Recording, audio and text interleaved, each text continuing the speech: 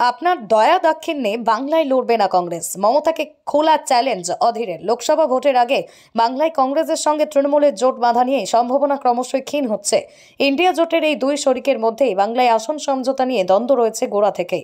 19-এর লোকসভা নির্বাচনে যে দুটি আসনে কংগ্রেস জিতেছিল, সেই দুটি আসন ছাড়তে প্রাথমিকভাবেই রাজি হয়েছিলেন তৃণমূল নেত্রী মমতা বন্দ্যোপাধ্যায়। বদলেই তিনি বাইরের রাজ্য কংগ্রেস থেকে কিছু আসন চেয়েছিলেন তিনি। তবে প্রদেশ কংগ্রেসের সভাপতি অধীর রঞ্জন চৌধুরী বৃহস্পতিবার সাংবাদিক বৈঠক করে সেই বোঝাপড়ায় খানিকটা জল ঢাললেন। তৃণমূল নেত্রী পাল্টা চ্যালেঞ্জ ছুড়ে তাঁর মন্তব্য, পারলে বহরমপুর থেকে দাঁড়িয়ে জিতে দেখান আপনার দয়া দাক্ষিণ্যে বাংলায় লড়বে না কংগ্রেস।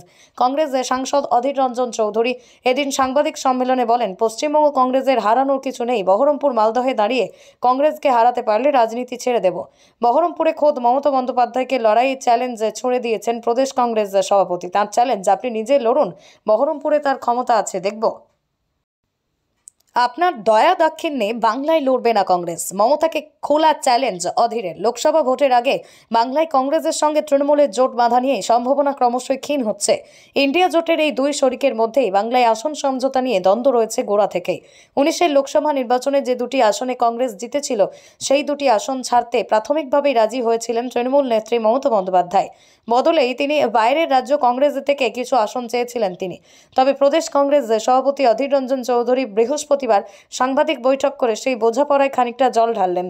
তৃণমূল নেত্রী পাল্টা চ্যালেঞ্জ ছুড়ে তাঁর মন্তব্য, পারলে বহরমপুর থেকে দাঁড়িয়ে জিতে দেখান আপনার দয়া দাক্ষিণ্যে বাংলায় লড়বে না কংগ্রেস।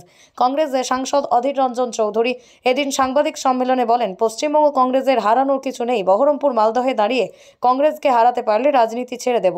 বহরমপুরে খোদ মমতা বন্দ্যোপাধ্যায়কে লড়াই চ্যালেঞ্জ ছুড়ে দিয়েছেন প্রদেশ কংগ্রেসের সভাপতি। তাঁর চ্যালেঞ্জ, আপনি নিজে লড়ুন, বহরমপুরে তার ক্ষমতা আছে, দেখব।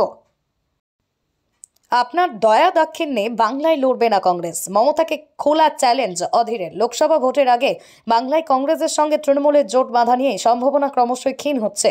ইন্ডিয়া জোটের এই দুই শরিকের মধ্যেই বাংলায় আসন সমঝোতা নিয়ে দ্বন্দ্ব রয়েছে গোড়া থেকেই। 19-এর লোকসভা নির্বাচনে যে দুটি আসনে কংগ্রেস জিতেছিল, সেই দুটি আসন ছাড়তে প্রাথমিকভাবেই রাজি হয়েছিলেন তৃণমূল নেত্রী মমতা বন্দ্যোপাধ্যায়। বদলেই তিনি বাইরের রাজ্য কংগ্রেস থেকে কিছু আসন চেয়েছিলেন তিনি। তবে প্রদেশ কংগ্রেসের সভাপতি অধীর রঞ্জন চৌধুরী বৃহস্পতিবার সাংবাদিক বৈঠক করে সেই বোঝাপড়ায় খানিকটা জল ঢাললেন। তৃণমূল নেত্রী পাল্টা চ্যালেঞ্জ ছুড়ে তাঁর মন্তব্য, পারলে বহরমপুর থেকে দাঁড়িয়ে জিতে দেখান আপনার দয়া দাক্ষিণ্যে বাংলায় লড়বে না কংগ্রেস।